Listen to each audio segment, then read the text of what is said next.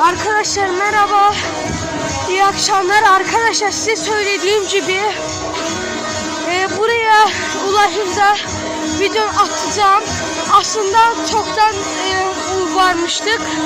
Ama ben şimdi seçiyorum. Sesleri duyuyor musunuz? Şimdi giriyorum oraya. Evet, geldim arkadaşlar.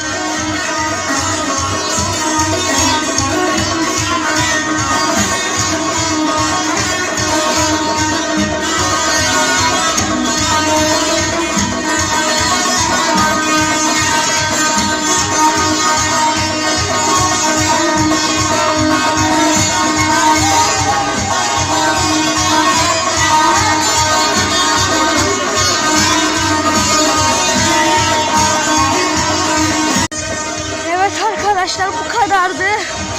Arkadaşlar bana abone olmayı unutmayın. Arkadaşlar bir de pazar günü geleceğim. Yeniden